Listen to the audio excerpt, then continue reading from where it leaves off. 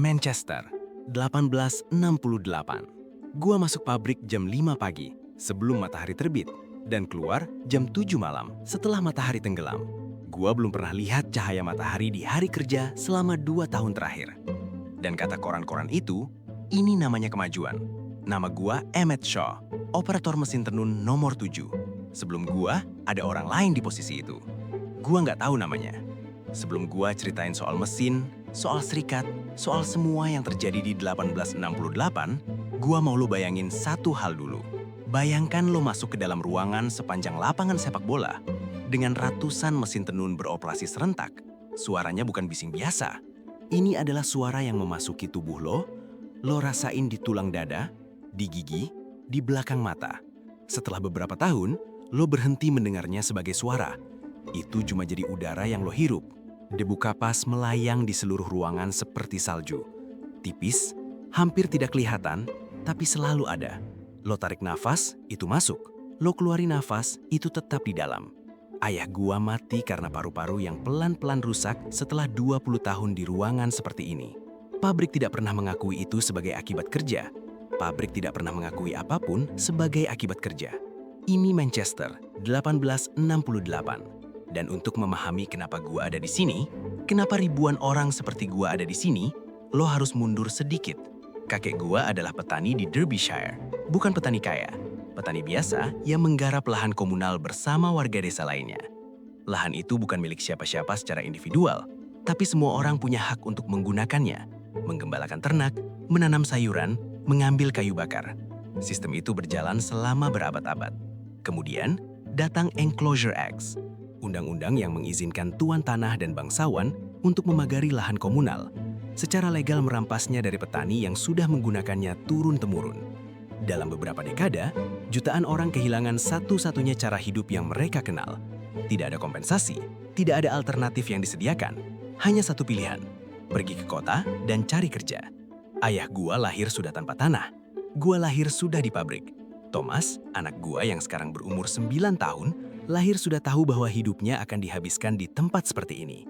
Manchester dalam 80 tahun berubah dari kota pasar kecil berpopulasi 25.000 jiwa menjadi pusat industri tekstil dunia dengan lebih dari 300.000 orang.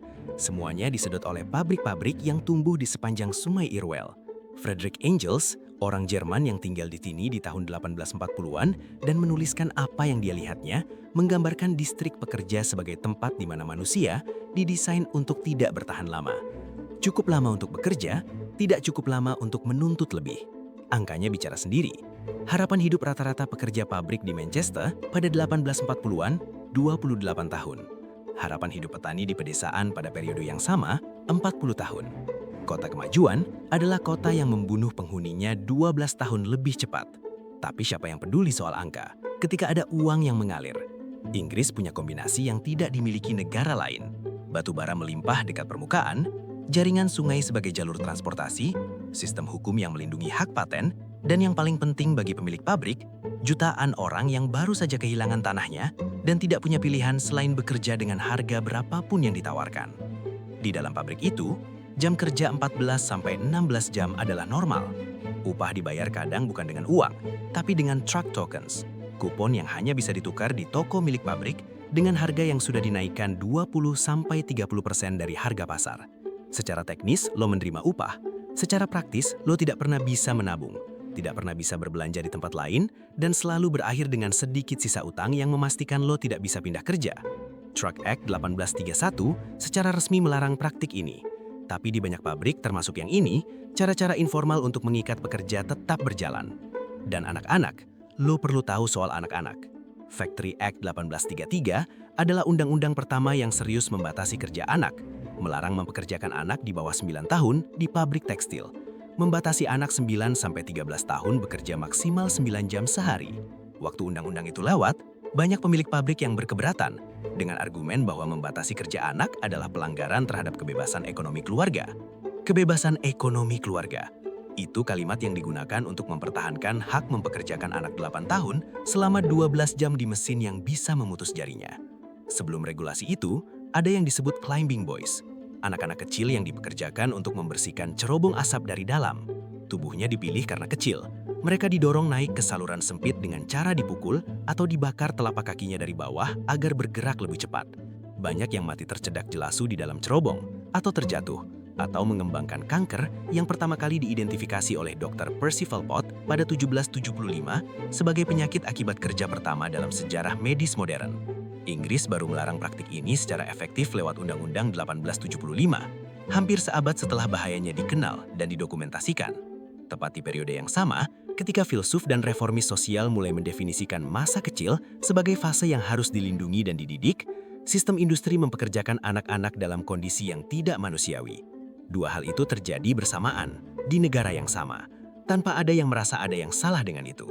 Thomas, anak gua, sudah mulai kerja. Bukan di cerobong, tapi di bagian pabrik yang sama. Gua lihat dia setiap pagi sebelum shift dimulai. Wajahnya masih wajah anak-anak.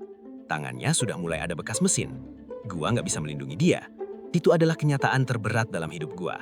Gua tahu persis apa yang akan terjadi pada tubuh Thomas jika dia menghabiskan hidupnya di sini. Dan gua nggak cukup punya kuasa untuk mencegahnya.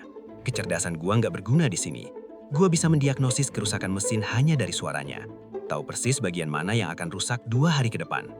Tapi pengetahuan praktis seperti itu tidak punya nilai di luar pabrik ini.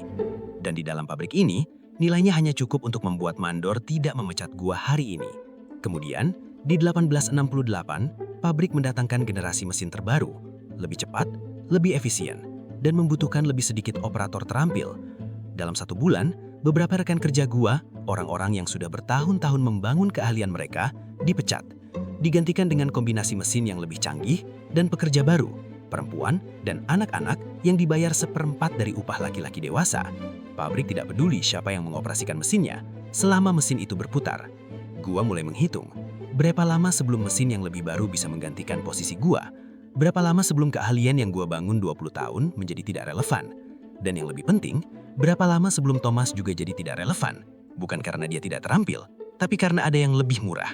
Ini bukan pertama kalinya teknologi mengancam pekerja. Dekade-dekade sebelumnya, para penenun manual, handloom weavers, sudah lebih dulu dihancurkan oleh mesin tenun bertenaga uap. Mereka melawan.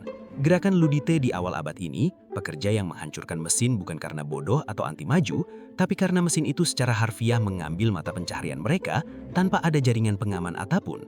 Sudah dihancurkan oleh tentara yang dikirim pemerintah untuk melindungi kepentingan publik. 11 Ludita dieksekusi, banyak lagi yang dideportasi ke Australia. Pesan dari pemerintah sangat jelas, mesin lebih dilindungi dari manusia yang menjalankannya. Tapi sesuatu sedang berubah di 1868. Pelan-pelan, tapi berubah. Reform Act 1867 baru saja memberikan hak suara kepada sebagian pekerja perkotaan. Untuk pertama kalinya dalam sejarah Inggris, suara pekerja pabrik di Manchester dihitung secara politik. Dan di tahun yang sama, di kota yang sama, Manchester menjadi tempat diselenggarakannya Trade Union Congress pertama.